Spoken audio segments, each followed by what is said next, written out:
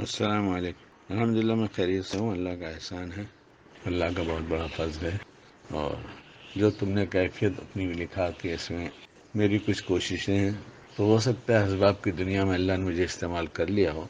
اصل تو طلب ہوتی ہے، تڑپ ہوتی ہے، تو آدمی کہیں سے بھی سن لیتا ہے، عمل کر لیتا ہے۔ اس لیے ایک دعا مستقل مانگنا چاہیے، اللہ پورے دین کی سچی طلب عطا فرما۔ اور جو محبت کی بات ہے تو اللہ آپ کی محبت، آپ کے نبی علیہ السلام کی محبت و صحابہ کی محبت جس قدر آپ کو پسند ہے اتنی دے دیجیے۔ جیسی اتباع آپ کو پسند ہے، اتباع کی توفیق دیجیے، ویسی عظمت بھی دے دیجیے جیسا آپ پسند کرتے ہیں۔ یہ تو دعاؤں میں مانگتے ہی رہنا ہے۔ دوسرا، اللہ تعالیٰ مجھے اپنی پسند کا دیندار بنا دیجیے۔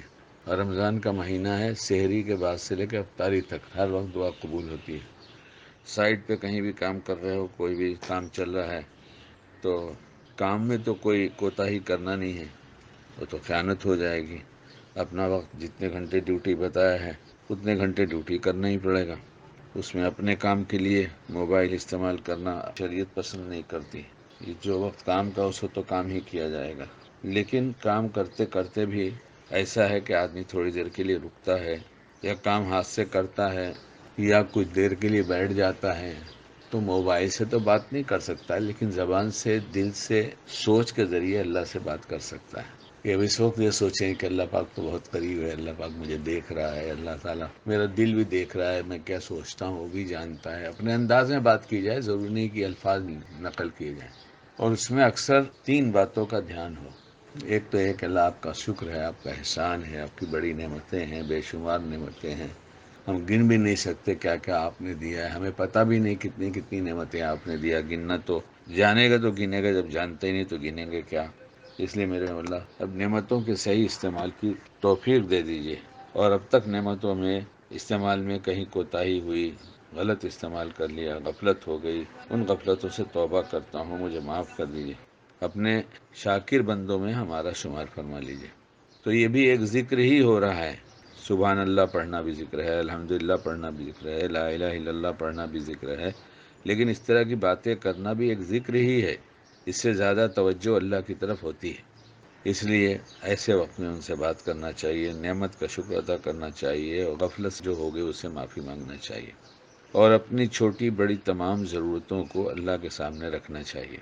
اس لیے جو تمہاری ایسی ضرورتیں ہیں وہ سب اللہ کے سامنے رکھو۔ اس کے لیے ضروری نہیں ہے کہ مصلی بچھاؤ، ہاتھ اٹھاؤ، بلکہ ڈیوٹی آور میں بھی جب تمہارے ذمہ کوئی کام نہیں ہے، تم کو تھوڑا سا بیٹھنا ہے، انتظار کرنا ہے، یا تمہاری گائیڈنس میں کوئی ورکر، لیبر کچھ کام کر رہا ہے، اب وہ کام پورا ہو تو تم اگلی بات بتانا ہے، ایسا کچھ بھی ہو سکتا ہے، ایسے موقع آتے ہی رہتا ہے، ہر ایک کے پاس ہر جگہ ہر کام میں ایسا موقع ملتا ہے۔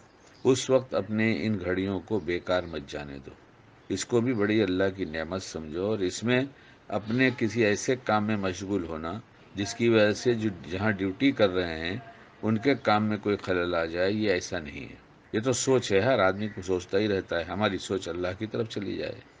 اس لیے نعمت کا شکر، اور پچھلی نعمتیں جو استعمال کرنے میں غفلت ہوئی، صحیح استعمال نہیں ہوئی، اس پر معافی، اور آئندہ نعمتوں کے صحیح استعمال کی توفیق، اور جو نعمت دیا ہے اس کو غور سے اپنی زندگی میں بار بار، ہر روز بار بار سوچنا چاہیے، اللہ نے یہ نعمت دیا۔